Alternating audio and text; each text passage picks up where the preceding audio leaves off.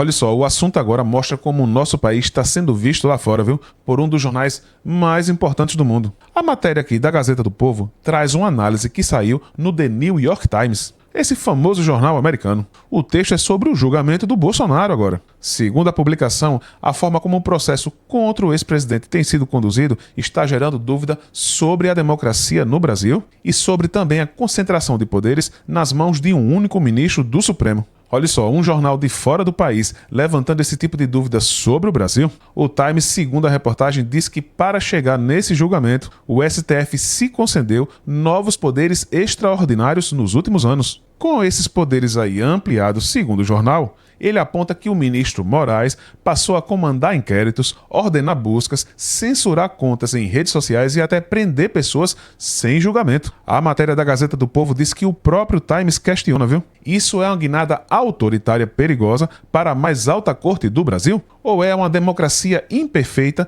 tentando lidar com uma ameaça autoritária na era da internet? O jornal até cita um jurista que disse que o Supremo cometeu uma série de falhas e erros no processo contra Bolsonaro e seus apoiadores. Essa matéria aí também conecta o julgamento à nossa memória, viu? Ou seja, fatos que a gente já viu aqui no canal. Por exemplo, o New York Times menciona a tentativa de intervenção do presidente Trump nesse processo todo, com aquela carta que ele enviou para Lula, lembra? E todas essas coisas que ele vem fazendo contra o Brasil aqui, né? A reportagem ainda cita a ampliação das sanções, viu? Com base na Lei Magnitsky contra o ministro Alexandre de Moraes. A matéria aqui da Gazeta do Povo continua e relata que, segundo o Times, crescem as críticas à atuação do Supremo no Brasil, inclusive no Congresso. Mas só que o presidente do Senado, que deveria fiscalizar o STF, se recusou a colocar em votação o pedido de impeachment do Moraes. A matéria também está citando aqui essa pesquisa da Quest que mostra que 46% dos brasileiros apoiam o impeachment do ministro e 43% são contra. Ou seja, a população está meio que dividida aí, mas só que um número grande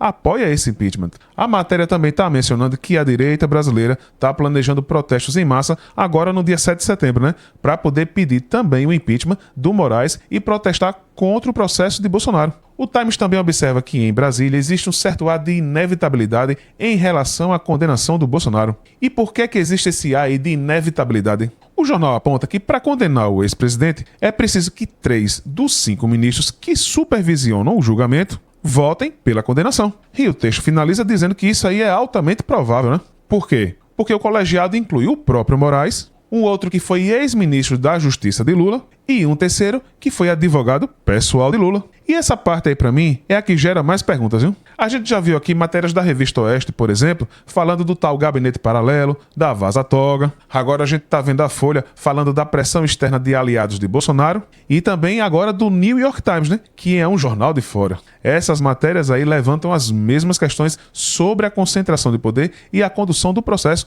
segundo o que elas falam. E pra você, meu amigo, minha amiga, o que é que você acha do julgamento de Bolsonaro? Tá virando notícia lá fora, hein? Você concorda com os questionamentos que a New York Times faz? Deixa seu comentário aqui embaixo, vamos debater esse tema com respeito, né? E se você gosta do nosso conteúdo, por favor, deixa o like e se inscreva aqui no canal. Valeu demais e até a próxima!